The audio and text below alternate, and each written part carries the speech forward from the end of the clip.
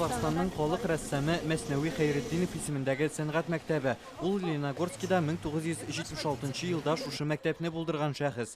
Хәзер монда ремонт бара. Диварлар буялган, идән җәелгән, трубалар сузылган инде. Кабинетлар бик бәләкәй иде, чөнки һәрбер группада 16 бала. Аларга күбрәк урын кирәк, һәрберсенә өстәл кирәк. Кабинетларда, һәрбер кабинетта югые су. Хәзер балаларга булачак уңайрак.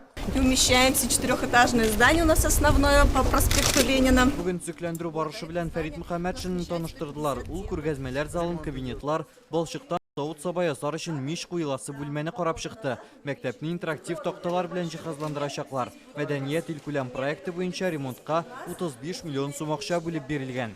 Әти-әнисе таныш. Минем балам үзенә һөнәрдән ниндидер алды, яраткан эше белән эшләй шөгырьләнә. Урамда теге вакыт узгарып, үткәреп кенә йөрми.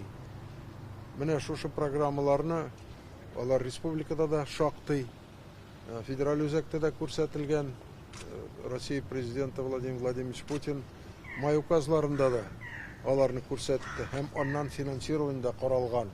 Хәзер сәнгать мәктәбенә 850 бала йөри. Иң кечкенәсенә 6, олысына 15 яшь. Белем алыр өчен 3 ел алдан чиратка язылучылар булган, чөнки урын җитмәгән. Халык мөрәҗәгатеннән соң 2 ел элек Татнефть җәмгыяте мәктәпкә 2 катлы бина бирәм. Быел аны төзекләндерергә булалар. Ремонттан соң монда тагын 150 бала йөри алачак. Ул булган ихтыяҗны тулысынча каплар дип өметләнәләр. В связи с высоким интересом родителей Яңа уку елына безгә әти-әниләрдән 217 гариза килде, әмма элек без аларның 60-ын гына кабул итә алыр идек. 2 ел элек яңа биналы булдык, ләкин анда балаларга белем бирү өчен мөмкинлек аз иде. Юынтык, су турбалары сузылмаган, раковиналары юк, кечкенә бүлмәләр, шуңа капиталь ремонт ясарга булдык. За 2,5 года 2 ел ярым эчендә Татнефть Лениногорск районы үсеше өчен 533 миллион сум акча бүлеп бирде. Безнең өчен бу зур сан. Киләчәктә дә районга ярдәм итәргә планлаштырабыз. Мәсәлән, хастаханәне ремонтлап, мәктәпләрне җиһазландырырга ниятлибез.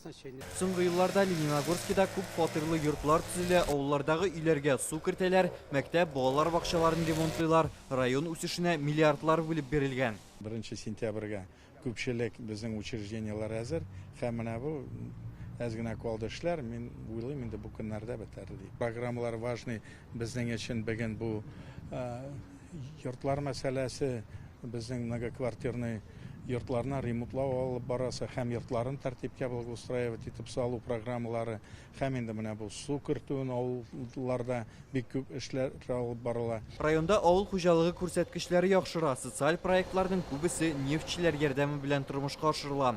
Рузель Шарипов, Сирина Васильева, Рәмзли Гарипов, Яңа Гасыр каналы.